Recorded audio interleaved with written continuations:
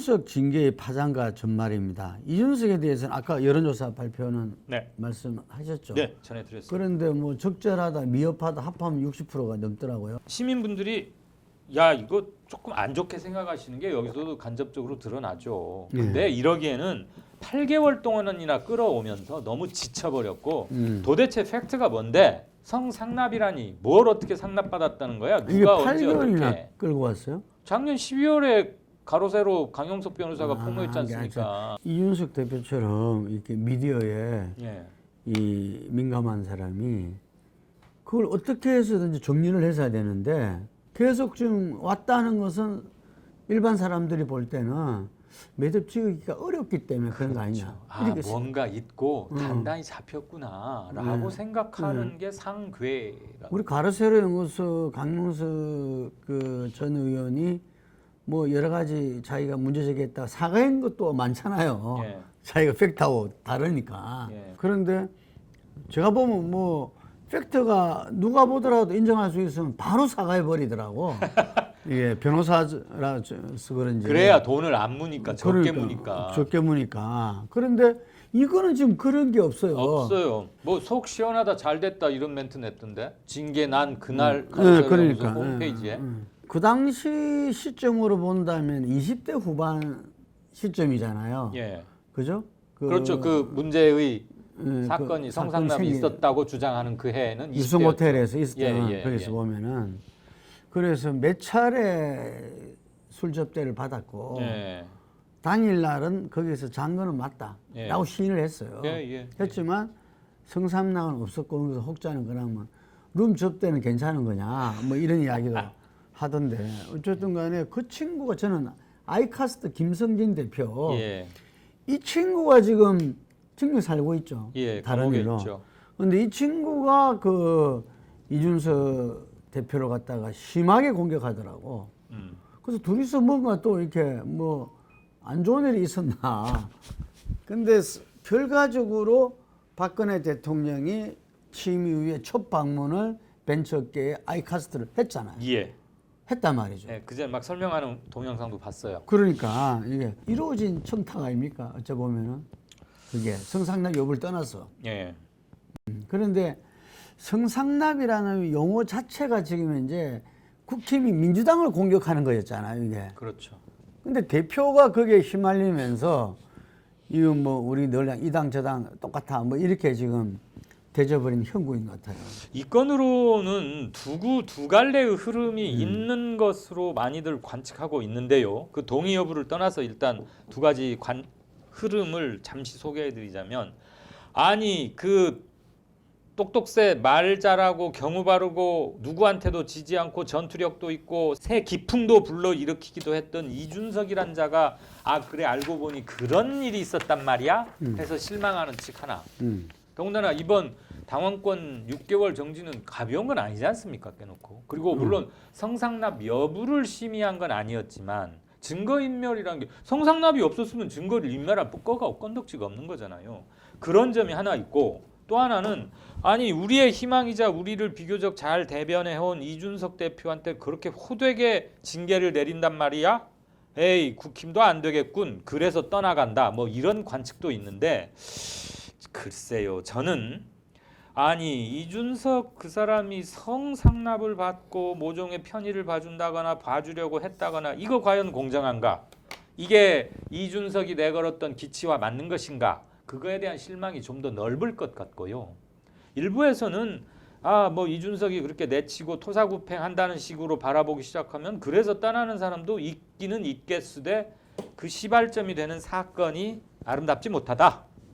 그래서 이준석 대표의 징계 때문에 국힘의 지지율이 빠진다라고 보는 거에는 저는 선뜻 동의는 되지 않습니다. 그런데 저는 좀 다르게 보면은 네.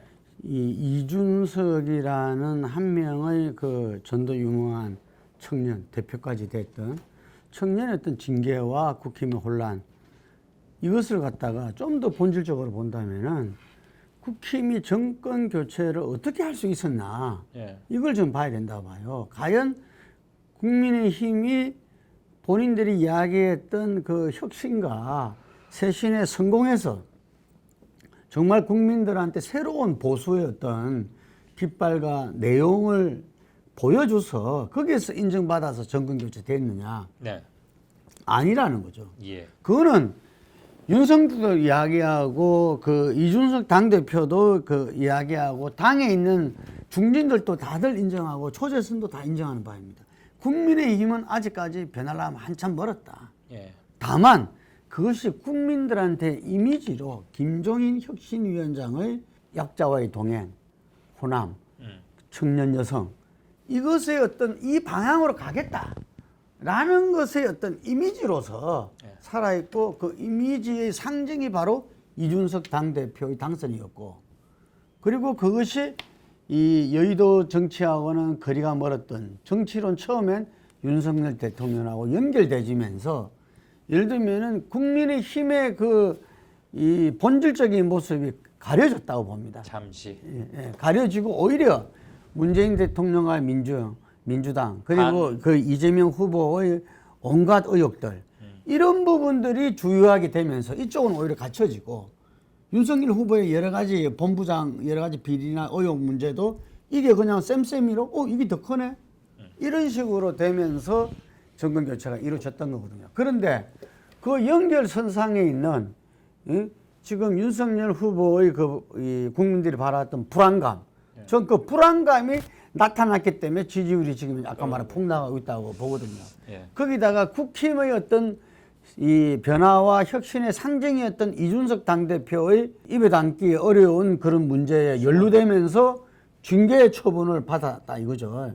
김종인 위원장 벌써 팽돼 있고 이게 그렇잖아요. 그래서 저는 이것이 국민의힘에 대해서 이제 본질적으로 가려졌던 게 다 까발리 드러난다고 봐요. 자, 그럼 누구 당은 지금 이제 어떤데 탄핵 이후에 그럼 정말 변화가 있었느냐? 다 아까 이야기했지만 다 인정하듯이 없었다는 거거든요. 그러니까 지금 정당 지지도가 떨어지고 이게 윤석열과 연계돼서만 떨어지는 게 아니라 가려졌던 국민의 힘에 대해서 다시 보게 되고 그러니까 거기에 대해서 지지할 만한 이 동인이 별로 안 생기는 거죠. 그래서 민주당이 잘한 거 하나도 없는데 지지율이 역전되는 조사도 나오고 있어요, 지금. 예. 저는 이게 한국 정치의 가장 큰 문제다. 이 기득권 양당 체제가 계속 상대의 헛발질을 위해서 이게 반대급부로서 이게 다른 당이 잘한 거 하나도 없는데도 올라오고 이게 왔다 갔다 뒤섞이면서 이 민주주의에서 핵심인 선거를 통한 평가는 선택은 또 다른 당의 어떤 집권, 다른 당의 승리로 나타나고 달라진 건 없고 상대 반사 이익으로만 이렇게 해오다가 지금 백일하에 민낯이 드러난다. 그렇죠. 이런 말씀이시네요. 거기에 하나 더 저는 덧붙이고 싶은데 윤석열 대통령은 선거운동 기간 중에 이준석 대표가 되게 못마땅했을 거예요. 여러 가지 면에서. 아마도 이건 100%제 추론입니다. 뇌피셜에 가까운데 이준석 대표는 윤석열 당시 대선 후보를 정치 초년병 나는 그래도 정치 짬밥이 한 10년 되는데 열동밥 먹고 되는데 귀하는 훌륭한 캐리어에 문재인과 추미애 등등의 탄압으로 국민적 관심사로 떠오른 인물이시긴 하나 그리고 조사를 해보면 귀하가 1등으로 나오지만 적어도 정치밥에서는 내가 당신보다 위니까 제 말도 좀 잘 들으세요. 은근히 그랬던 것 같고. 저는 거기 그때 지혜 주머니 그래. 지혜 주머니 줄 때 제갈량이 그 자기 그 멍청한 장수들한테 줬다는 거잖아요. 사실 치욕적인 거거든. 어찌 말하면. 뭐 좋게 보면 귀여운 거고 나쁘게 말하면 그걸 인마가 또 나를 좋다고 받아가지고 인마가 나를 공개적으로 물맥이나 뭐 이런 것이 있는데 윤석열 후보는 이제 겨우 30대 뭐 초중반에 뭔데 지가 말이야 뭐 당대표라고 그러고 뭐라고 은근히 검사 질서로만 말하자면 저거 한 주먹감인데 뭐 이랬을 수도 있고요. 두 번에 걸쳐서 이준석 대표가 가출을 했잖아요. 그때 아주 치명적으로 두 번 다 지지율이 급락했고 완전 추락했고 이재명한테 역전당했고 그렇죠. 이 당이 되냐 안 되냐 뭐 이러다 울산에 밤늦게 가서 밥 먹고 폭탄 좀 마시고 그러다 한 달 있다 또 그랬어요. 그래서 속으로 나랑 오래 갈 사람은 아니다라고 아마 생각했을 거예요.